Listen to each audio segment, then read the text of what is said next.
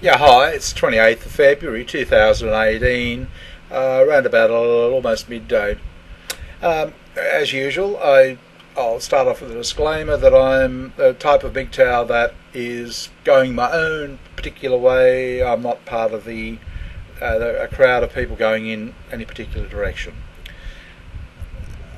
I find it hard up here sometimes because I'm not really hardcore mgtow, and I'm not running women down and saying how bad they are and everything else. So it, it at times I just think, oh, I'll just give up. The guys don't want to hear it. They don't want to hear what I'm carrying on with. But then I got a comment from Kurt this morning, and we hang with third world women. He with Mexicans, me with Filipinos, and he said, yeah, look, they're like this, and this. And I thought, gee, that's exact. I couldn't have put it better in my own words. He described it perfectly, nailed it. And I actually sent it on to AB to have a look at. That's how we feel about them. And basically he was saying, yeah, they just want to use us for our resources, for our money, like our energy. They just give me the money, I need the money, give it to me the money. Yeah, I'm a good person, give me the money. I need money, just give me the money. Okay. I tried to explain, I think, possibly that their situation is so dire that they can't think of it. It's not that they're selfish or anything else like that, but they can't see beyond their dire situation, circumstances, so that's how it comes across. He would say that, well, not in my case, they're living in the US. I don't know, we could talk about that another time perhaps. It could be a societal thing now. They've been doing it in Mexico for so long that it's just part of it. That's how they think. It's their psyche. Maybe, I don't know. I'm open to it. I don't know the Mexican situation. I don't even know the Filipino situation. What I do know is that we're moving ahead with AB. She's come on to the channel, much to men's disgust. But yeah, she's actually saying what she feels, and she's getting it out there. Okay, and it's a good thing, I reckon. It's a good thing for me, and it's helping. But I thought, just to be fair, we often say, women aren't bringing anything to the table. The only thing they offer is their vagina, the golden vag. Well, actually, when you think about it, yeah, that's about all they can offer, in many ways. I grew up in the 50s, or at least I was an infant in the 50s. In those times, yeah, both parents worked. I grew up on a farm. Okay, and they made things, they grew things, they collected eggs to barter in town with friends that they knew who wanted eggs cheap. They grew our own vegetables, butchered our own meat, made our own cakes, made our own butter, made everything. It was this huge effort, and it developed a family synergy, if you like, a sort of a sense that, yeah, okay, we're surviving, we're going okay, we're managing to save a little. And then along came progress, and you had the introduction of things like egg marketing board and potato boards, and you didn't do what my parents did anymore. No, you bought your food from a supermarket and you got a job. And yeah, that was great because people were suddenly getting more money. Okay, and yeah, people, as I say, it's more efficient than what you were doing, isn't it? Look, you've got all this money. You can buy a new car, you can go on holiday, you can, send your kids to uni, do whatever. Oh, yeah, this is better. So mum and dad worked hard, and that sort of thing.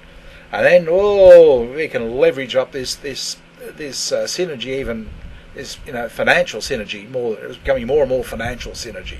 Okay, more with borrowing, and you can borrow more. You can be rich. You can retire when you're, young and go and travel the world, do whatever. Yeah, but so what we did is we moved from a personal synergy to a financial synergy. Then you go into the stock market, you did this, and yes, build that wealth management. Let's call it wealth synergy. Yeah. So, but in the process, the little things that you did, like bringing a nice meal to the table, or bringing a cake to the table, biscuits to the table, pie to the table, anything nice to make the man happy at the end of a hard working day. No, it's all gone. No, the waitress brings that to your table. You go out to dinner, you each put in your money, and someone else, some strange, comes out with this perfect pizza or a perfect meal. Yeah, but it's just not the same, is it? Yeah, but that's why she can't bring anything to the table except her vagina, because that's all that's left to bring to the table. So yeah, we can blame cultural Marxism and feminism and God knows what else we want to blame, but that's the history of it. That's what's happening. I mean, you sit back and look at it and think, well, whose fault is it really? You know, and at the end of the day, does it really matter whose fault it is? Can it be fixed? Can we do something to fix it? Well, I don't know. I don't know what you can do in your life. I mean, but you have to use your mind and think, okay, what can you do to, woman, that, we can each put more personal synergy into it. Not financial synergy, personal thing. Yeah, I don't think ironing shirts is a way to do it. It's not like you say, geez, these shirts feel really good that you ironed, or these undies are really, I can feel they're so clean that you washed. There's not a lot of room there to say, oh, gee, this is delicious. Oh, yeah, I love your such and such. Okay. And then she says, oh, you want a bit of pie to go with it? Oh, yes, please. So she's got an area to offer you something other than sex. Okay. Or, friendly chat at a restaurant. Yeah, so if you can get my drift, yeah. So before we just murder women altogether, maybe we should just look at what's actually happening in our society, and maybe think, well, maybe it's not all their fault. Okay, yeah, sure thing. Yeah, that's what's happening now. That's what we've come to. Her life's so much better now. It's easier, isn't it? Easier, more efficient, and we've got all this money.